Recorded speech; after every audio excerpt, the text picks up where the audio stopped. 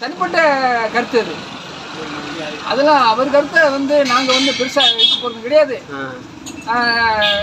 கூட்டணியில் குழப்பத்தை ஏற்படுத்தணும்னு நினைக்கிறாரோ என்னமோ எங்களுக்கு தெரியாது. அவர் கருத்து நாளைக்கு அவரே முதலமைச்சர் வந்தாலும் இந்த கருத்தை அவர் எடுத்துக்கிறாங்கிறீங்களா? உண்மையை அவரை சொல்ல முடியாது. அவர் ஆட்சிக்கு வர போறது கிடையாது. அதனால வாயில வர்ற பிறகு சொல்லிட்டு போயிடலாம்.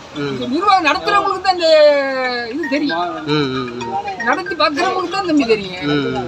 இவ்வளவு பேருக்கு இலவசம், பஸ்ல போட்டவங்களுக்கு பெண்களுக்கு போற இலவசம், காலேஜில் படிக்கிற பிள்ளைகளுக்கு போற இன்னைக்கு உதவித்தொகை கொடுக்குறாரு, ஸ்கூல்ல படிக்கிற பிள்ளைகளுக்கு போற கொடுக்குறாரு. காலையில 1 to 5 வர பிள்ளைகளுக்கு போற சாப்பாடு. அப்ப எப்படி நிர்வாகம் நடத்த முடியும்? மது ஒழிச்சுட்டு அப்புறம் என்ன செய்யலாம்? இருக்குது தமிழ்நாட்டை இழுத்து முடிச்சு ஏதாவது போகலாம். வேறு ஒன்றுமே நிர்வாகம் நடத்த முடியாது. மது ஒழிக்கிறது மது ஒழிச்சுட்டா சுத்தமாக ஒழிஞ்சிடும் நினைக்கிறீங்களா? வீடு வீடுக்கு கலாச்சாரம் காய்ச்ச ஆரம்பிச்சிடலாம். போலீஸ் நிர்வாகம் நல்லா கொள்ளையடிப்பாங்க. அதான் உண்மை. அதான உண்மை. காட்டுக்கருவு கூட இன்னைக்கு வரும் கலாச்சாரமாக தான் இருக்கும். அப்புறம் போலீஸில் போய் தேடி போவாங்க, அவர் 5000 தான் கொடுப்பாங்க. அதை வாங்கிக்கிட்டு அப்புறம் மறுபடியும் மதத்தை குடிச்சு பூரா அப்படின்னு செத்து போயிருவேன். இதான் உண்மையான நிலவரம். மதுவெல்லாம் ஒழிக்கவே முடியாது தம்பி. உலகத்துல மதுவை ஒழிக்கிறதுனா சாதாரணப்பட்ட விஷயம் கிடையாது. ஒழிக்க எவன் எந்த கொம்பனாலையும் முடியாது. உங்க பேரு? என் பேரு சதாசிவம். முன்னாள் மேலத்தில் முன்னாள் கூட்டுறவு வங்கி தலைவர், திமுகவுடைய முக்கிய பிரமுகர். இதை திருமாவளுடைய இந்த ஒழிப்பு மாநாடு அவர் வருகின்ற சட்டமன்ற தேர்தலுக்கு கூடுதல் சீட்டு கேட்பதாக நினைத்துக் கொள்ளலாமா? அதுக்காக இந்த இது நடத்துறாருன்னு சொல்லலாமா? கூடுதல் சீட்டு கேட்பாருங்கிறதுக்காக கேட்டதுனாலையும் அந்த அரசு பணிஞ்சு போறது. திமுக அதுக்கு பணிஞ்செல்லாம் போகாது. உங்களை மாதிரி எத்தனையோ அப்பனை பார்த்தவங்க இந்த திராவிட முன்னேற்ற கழகம். இந்த திருமாவளவன் இன்னும் வேற ஏதாவது ஒரு கருப்புசாமி எங்களுக்கு வந்துருவாரு. ஒன்றும் பிரச்சனையே கிடையாது. அதை பற்றி கிடையவே கிடையாது.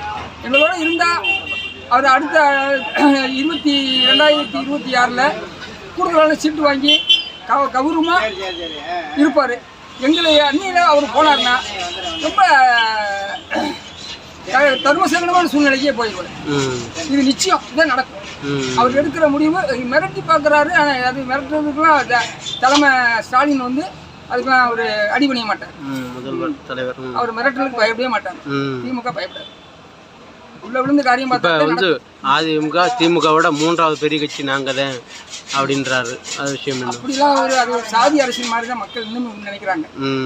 அவரை ஒரு பெரிய பொதுவான அரசியல்வாதிங்கிற மாதிரி நினைக்கிறேன். அவர் சமுதாயத்துக்கு ஒரு தலைவர். அதில் அவங்க சமுதாயத்தில் எத்தனையோ தலைவர் இருக்காங்க. அவர் தான் கரெக்டான தலைவருங்கிறதுலாம் கிடையாது. அவர் மாதிரி இந்த திருமாவளவன் மாதிரி 100 திருமாவளவன் உருவாக்கிட்டு இருக்காங்க. ஒருவருமே அதே திருமாவளவன்ல இருக்கான். ஒருவருமே திருமாவளவன்லாம் இல்லை. திமுகவில் இருக்காங்க, ஏடிஎம்கேல இருக்காங்க, எல்லா கட்சியிலையும் அவங்க சமுதாயத்தை சேர்ந்தவங்க இருக்காங்க. அதனால ஒன்றும் பாதிப்பு இல்லை. திமுகவுக்கு அவர் விலகி போனதுனால சுத்தமாக பாதிப்புலாம் வரல. அடிச்சு சொல்லுவேன். இல்ல அவர் மிரட்டுறாரு. 2026 சீட்டு நம்ம இப்படி மிரட்டினாதே சீட்டு அதிகமா கொடுப்பாங்க. ஏடிஎம்கேயும் கூட்டணி சேர்க்கணும்னு சொல்றாங்க. 2015 இந்த மது கொள்கையில் இருந்தமிடாரு. ஆனா தொடர்ந்து அதை சொல்லிருக்க அந்த கருத்தை எம்பி தேர்தலுக்கு நடக்கிறதுக்கு முன்னே சொல்லியிருந்தா நீ சரியான ஆடியா. இந்த 2024 எலெக்ஷன் வரப்போதான். அதுக்காக முன்னெச்சரிக்கையாக மது ஒழிக்க போறதாக போராட்டம் பண்றாராம். அது அதிமுக எல்லாத்தையும் சேர்த்துக்கிட்டு போராட்டம் பண்ண போறாங்க. இதெல்லாம் எடுபடாது, மக்கள் மத்தியில் எடுபடாது. அதனால அவர் தோல்வி அடைவார். இதனால அவருக்கு பெரிய கெட்ட பேர் ஏற்படும். நிச்சயமா ஏற்படும். கண்டிப்பா. அதான் உண்மை. அவர் எதிர்காலம் பாதிக்கப்படும் தம்பி. போராட்டம் பண்ணா அரசியல் அவருக்கு எதிர்காலம் பாதிக்கப்படும். இதுதான் உண்மை. இல்லை, அதை பற்றி அவர் நினைக்கிற மாதிரி தெரியலையே. தொடர்ந்து சொன்ன மாதிரி நடத்தி காட்டுவோங்கிறாரு. சொன்ன மாதிரி மது ஒழிப்பு மாநாடு நடத்தி காட்டுவோம் அப்படின்றாரு.